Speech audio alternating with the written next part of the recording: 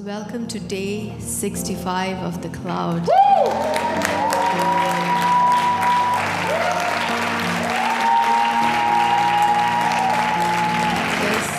In Luke chapter 2, verse 36, 37, and 38, it's just 3 verses where the Bible talks about this woman of God named Anna. And there was a prophetess, Anna, the daughter of Phanuel, of the tribe of Asher.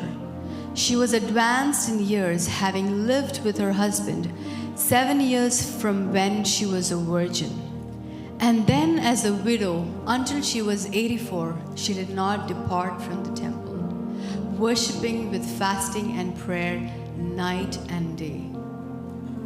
And coming up at that very hour, she began to give thanks to God and to speak of him to all who were waiting for the redemption of Jerusalem. Now Anna was a widow. She was married for 7 years, and then her husband died, and so she became a widow.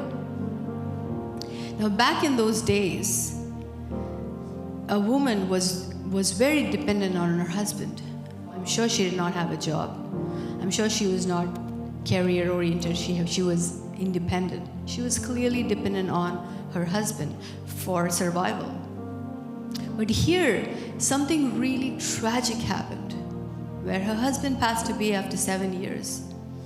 And yet, if you notice, she did not live like a victim.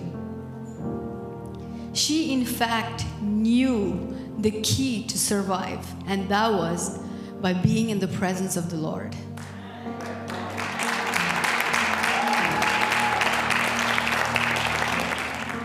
Many of us, when things happen to us, there are choices that we make based on the trauma or the situation that has happened in our lives. She had a choice. She had a choice to live as a victim. She had a choice to be heartbroken and depressed and just grieving over her husband for years and years and years and just live there in a cocoon. But she made a choice, and the choice was to dwell in the house of the Lord. There's another interesting character, that is Ruth, a mighty woman of God. You know about Ruth and Oprah, right? They were the 2 women that was the daughter-in-law of Naomi. And Naomi, they had a tragedy where all 3 of their husbands passed away, including the daughter's husbands passed away.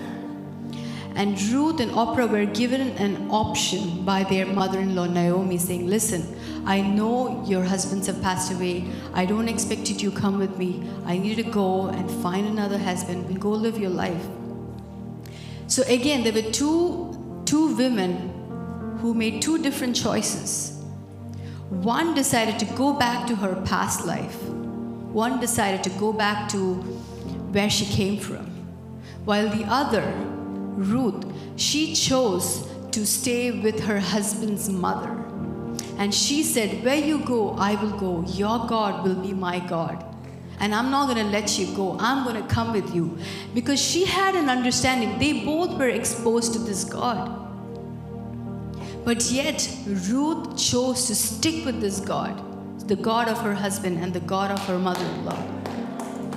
And then, if you see her life going forward, she was blessed. She got married to Boaz, and how the Lord led her, how the Lord started blessing her.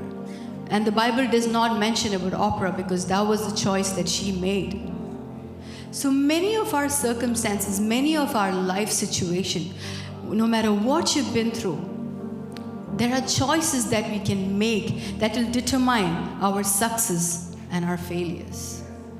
That is why I feel like, the Lord taking us to the past, it's so that the Lord can start revealing certain things, certain limitations in your life, certain character issues.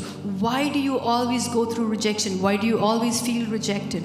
Why do you always have that inferiority complex? Or why are you not open to receiving love? These are all issues that we have not really dealt with, which is why those encounters that the Lord takes you is so, so important. Because the Lord does not want you to live like a victim. He wants you to live victorious, successful. And that is why we have to allow the Holy Spirit to go back to your past so that He can correct certain things. So that when you come out, you'll come out as a confident person, full of the Spirit, full of fire.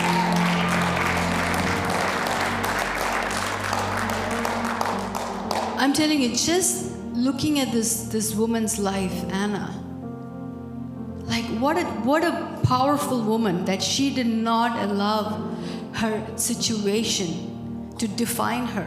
She was not known as Anna the widow. She was not known as Anna, the one whose husband died 7 years. That's not how she was defined. She was defined as Anna the prophetess. So can you imagine, sometimes we can blame our parents, our grandparents, our relatives, our friends, our colleagues, our co-workers who's hurt you. We can blame all of them, but it's the choice at the end of the day that you make on how you respond to those traumas or those attacks or those words, right? She had a choice.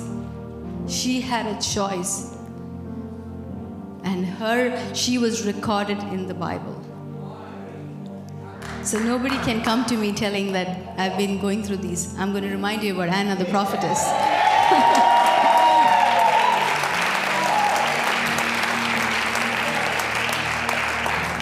You know, sometimes when you keep going to the Lord and keep telling the Lord your same problems, after a while God's like, okay, listen, are you going to keep staying there? I have given you the tools. I have given you the solution. I have given you my presence. I have given you the Holy Spirit, my helper. But yet, you're holding on to your problems. You're holding on to what happened 10 years ago. So sometimes God just stays back and just says, you know, take your time. Once you're done with your pity party, then come to me. That's what happened to Elijah. Did you see the Lord going to Elijah, comforting him? It's okay, I understand your problem. I understand Jezebel. I understand she's a threat. No. Sometimes we expect God to sympathize with us, but God's like, no. Now is time for work. Anna the prophetess, she kept going forward and not backward.